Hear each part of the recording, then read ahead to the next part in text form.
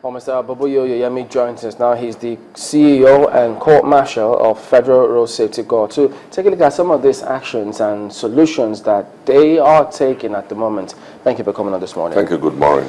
Well, yes, indeed, it's raising a lot of concern in the country, the activities of tanker drivers. You had several meetings, that one inclusive now. Just bring us up to speed and what transpired at that meeting, because we heard some of the explanations. Many also have their questions about it, but at the end of the day, did they all agree to that 60 kilometer speed limit? The limit is 75. The union pegged it to 60. So they are trying to say, look, we need to also take responsibility. They are, and I must commend them. I'm happy you could see the trend at the beginning of the year when we started engaging them. If you don't engage them, you won't get to this level. And before then, let us look at how did we get to this level. We have so much pressure on the road.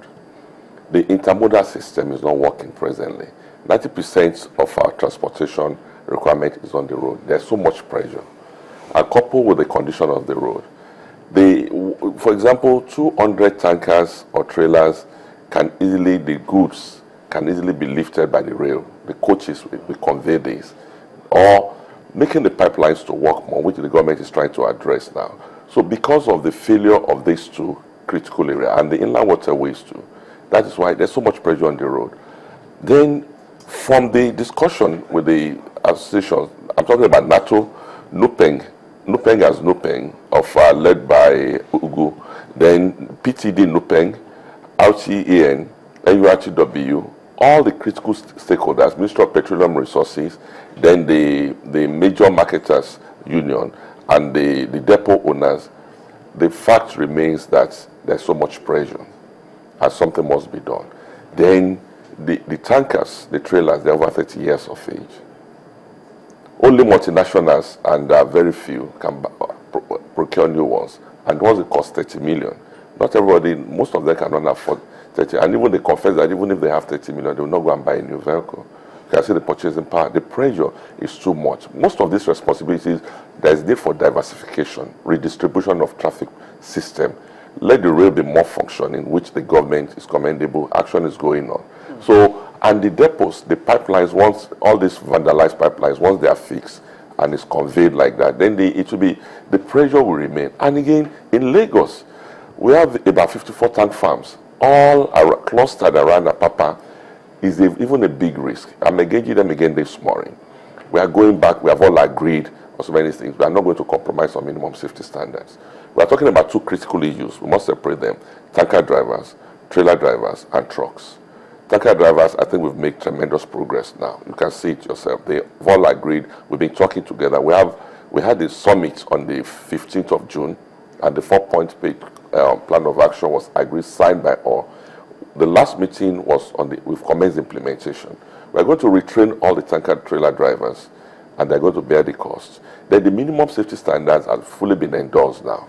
Let me go to tanker drivers first. By 1st of September, they agreed on the full compliance on the speed limiting device, retroreflectors, and the minimum safety standards for vehicles. And the question is this: all these crashes, why do the fuel spill?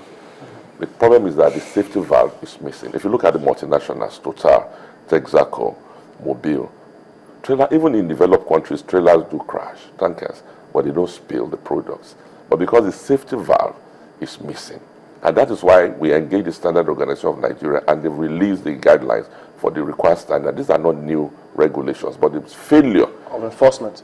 Not failure for the manufacturers, those who are constructing the tanks and the trailers to comply with the minimum safety standards. These seals are made. That is why once you see a crash involving a tanker, the whole thing spilled off. So the tankers that exist now, the ones being constructed in Nigeria, they don't fix the safety valve. It's not so expensive, but it's supposed to be, before you load, they're supposed to ensure. That is why the major marketers, the standards are complied with. And now we've reached compromise with the depot owners now. That's why I'm having a meeting again today. We are going to commence them first. We're going to deploy our safety officers. If you don't have the safety valve, then you will not be allowed to load. All these standards, the checklist will be followed. It's a big project, but multi-sectoral, but I'm happy we are driving it gradually. And the first thing you said is, are we getting the cooperation of all? Yes, I must commend them this time around. Everybody has reason that, look, this is a collective responsibility. It's not saddled alone with the Federal Road Safety Corps.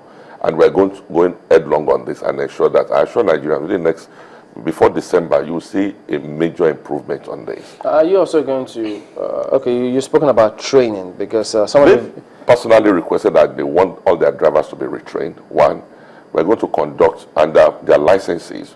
They requested for 4 centers at their major locations, Kaduna, Suleja, Warri, and Lagos. So we're going to provide them with I've briefed this Excellency yesterday and all the governors concerned. We're going to have a major driver's and workstations there. It's going to be a one-stop shop with the VIOs and with the Board of Internal Revenue, so that the proper things will be done. Commercial license requires you to go for medical tests, and I've added the psychiatric test. They must go for medical tests and psychiatric tests. Then NDLA is going to partner with us. They will go on drug check too.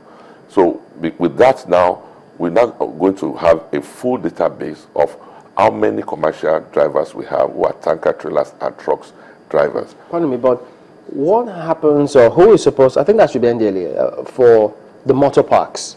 Local government. The local government administration is the responsibility of motor parks is the responsibility of local governments.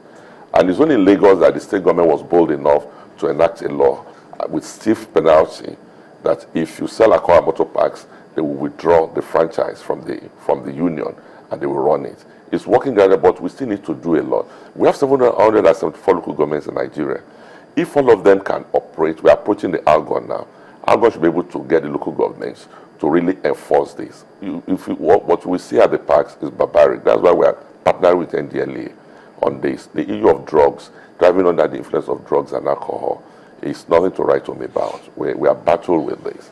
And it's like I've told you, it's multi-sectoral. So all critical stakeholders involved, they've joined us. And I think for the first time, we're fully on course together. No opposition. If you have seen the trend since the beginning, nobody has complained, because everybody has realized that it's time for us to get to kickstart all these things and kick on. Mr. Yemi, they say it is believed that what is not inspected, what you do not expect, what you do not inspect will not be done. Would you say that your organization has been effective in monitoring these truck and trailer drivers? I agree with you. We've been, but not to this level. And you look at the antecedents. We've been engaging them in discussions and co. But when you explain what is happening, the pressure on the road, the pressure to load, and the deficit. Presently in the country, we have just about 35,000 tankers. From the records availed to us by the union, only 35. And you have 35,000. 90% of them are old. So the pressure on the demand and supply. And the drivers do get their allowances from the number of trips, the commission they make. So suddenly there's an increased pressure. And look at what caused this. There was strike for about 5 weeks. The drivers were idle. They were not being paid. They were not working. So, and the new government brokered the whole thing and they resumed loading. Ideally, what they are loading from Lagos to Sokoto, the pipeline should have conveyed it to Guzo, to Suleja, to Minna, to Ore, to Kano, to Kaduna, to Jos, to Makurdi. But because of the vandalization, now that's what we call the bridging. So because of the pressure now on demand and supply, and the drivers of the need to make quick returns, and that is, some of these crashes were caused by the motor boys. The one that occurred at Idimu, like you saw recently, now, was caused by the area boys struggling with the driver.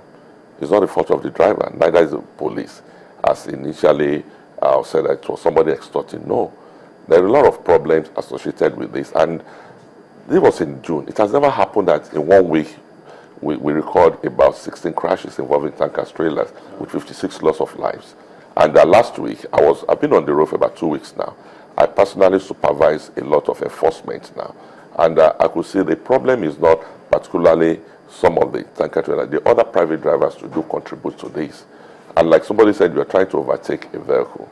Modern trailers, tankers too, their speed has increased. And you can see they have pegged their own speed. It's a multi-sectoral problems which we must wake up to face reality. It's a decay. We are trying our best. But don't forget the country. We are looking at 204,000 kilometers of road network. The federal roads alone is about 35. And those are the interstates. The pressure is too much is on the road, and we need to redistribute this. Is the pressure on the personnel of the Road Safety Commission as well? We don't have one. We have new personnel just trained now. I think we've just injected some new personnel. I don't think on personnel we don't have problem. On logistics, we got support from the World Bank. But you don't have problem with personnel. But as I asked the question, have you been effective? Would you say they will be effective in going ahead? Because there are those who believe that the road safety officials just stand by and allow these trucks go by without checking anything, but rather they'll be stopping the other private vehicles and taxis and all of that to check sometimes what they say are unnecessary things, while the trucks are just allowed to go ahead and drive anyhow on the road. Well, we've corrected this. When the patrol teams are on the road, there's what we call the power of discretion. I cannot be telling them what to do, but they have rules on what to do. But again, there's a kind of violation of not full compliance to the instructions given. But all this has changed now. Everybody must wake up to this responsibility. I'm not claiming perfection in respect of this, but now we get cracking fully and being alive to our responsibility.